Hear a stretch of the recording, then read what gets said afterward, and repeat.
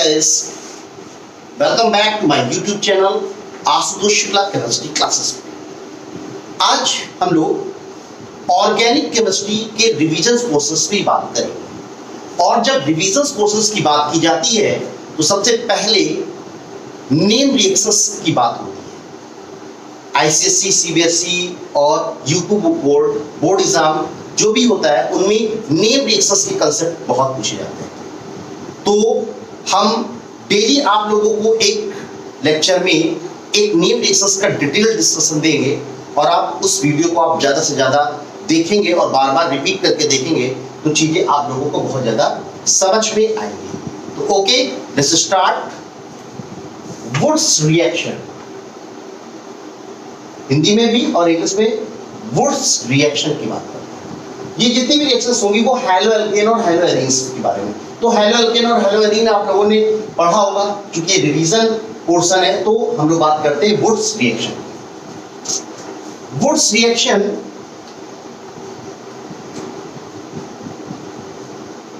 To similar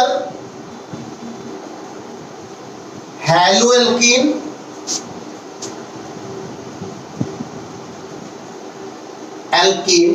और different hello alkene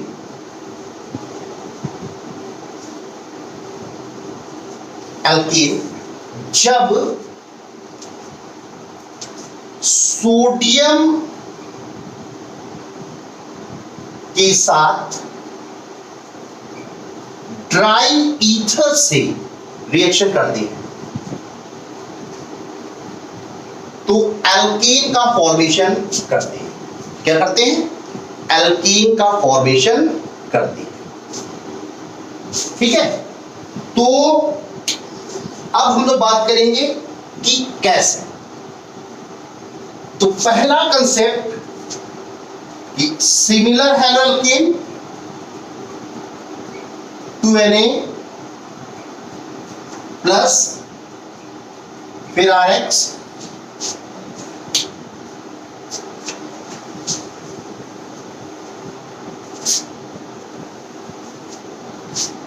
dry ether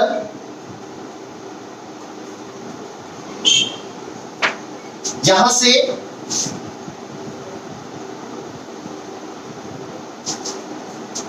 तो RR that is alkene plus 2NaX। X यहां पे halogen, chlorine, bromine, iodine हो सकते हैं। ठीक है, एक और कंसेप्ट बात समझिए, डिफरेंट भी हैलो एल्केन की बात आती है तो हमने इसे R डैश से रिप्रेजेंट कर दिया, R डैश प्लस 2NaX। ठीक है, लेकिन स्टूडेंट्स एक आपको बात बहुत समझनी है कि when a mixture of two different alkyl halide, जब आप टू डिफरेंट एल्किल हैलाइड लेते हैं तो उसमें तीन तरीके के एल्कीन का फॉर्मेशन होता है। बहुत जरूरी बात बता रहा हूं, इस चीज को समझने की जरूरत। एक RR, एक R डैश और एक R dash single R dash. तो जब दो डिफरेंट एल्किल हैलाइड आप लेते हैं और उनकी सोडियम से रिएक्शन, सोडियम की जगह पे हम सिल्वर भी ले सकते हैं और कॉपर भी ले सकते हैं। बाय एक्सपेरिमेंटली ऑब्जर्वेशन हुआ। ठीक है, सोडियम को ज्यादा इफेक्टिव माना जाता है, इसलिए सोडियम लिया जाता है। तो जब ये रिएक्शन करते हैं, जब डिफरेंट करता है तो तीन तरीके के एल्केन्स का फॉर्मेशन होता है, RR डैश और R डैश। तो जब ये तीनों एक ही में होते हैं तो इनको अलग अलग करने में बहुत प्रॉब्लम आती है, बहुत सिंपल नहीं होता है, इसलिए इस मेथड का यूज नहीं किया जाता है। ठीक है, ये बात। अगली इंपॉर्टेंट बात ये कि इस प्रोसेस से methane not be prepare by this method. Methane का फॉर्मेशन नहीं होता है। ओके, फिर जरा देख लेते हैं एक्चुअल इनके एग्जांपल्स क्या है, जो इनके फैक्ट थे वो आपको बताएं। और तीसरा एक और फैक्ट ये भी है कि 3 डिग्री एल्किल हैलाइड का भी यूज नहीं कर सकते, इससे भी एल्केन नहीं बनता है, इससे भी एल्कीन का ही फॉर्मेशन होता है। तो पहली बात, आप 2 डिफरेंट एल्किल हैलाइड आप लेंगे तो उससे एल्केन जो बनेगा वो मोर देन 2 होते हैं, 2 से ज्यादा एल्केन्स बनते हैं, जो उनका मिक्सचर होता है उस मिक्सचर से अलग अलग करना, उनको रिमूव करना बहुत ज्यादा हार्ड होता है, इसलिए इस प्रोसेस का यूज नहीं करते हैं।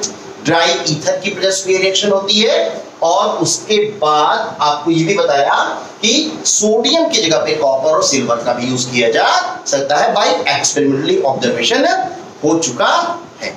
ओके, चलिए देखिए, सबसे पहले अब हमको तो मीथेन बनेगा नहीं, तो हमें क्या बनाना होगा, तो हमें बनाना होगा एथेन। तो देखिए R CH3Br प्लस इसी तरीके से 2Na फिर CH3Br। अब इस CH3Br को इस तरह लिख सकते हैं, ठीक। ड्राई ईथर Be लिख सकते हैं, शुष्क ईथर बोलते हैं, ठीक है। क्या हो जाएगा, CH3 single bond CH3 plus 2Na। इसको हम लोग शॉर्ट में C2H6 भी लिख सकते हैं। वुड्स रिएक्शन आपको क्लियर हो गई। चलिए, इसी तरीके से हम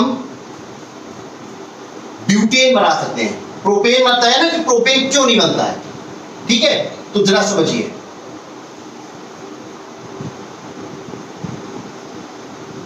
C2H5Br, देखिए 2 टाइम्स ऐसे लिखा, हम इसे ऐसे भी लिख सकते हैं, प्लस 2Na।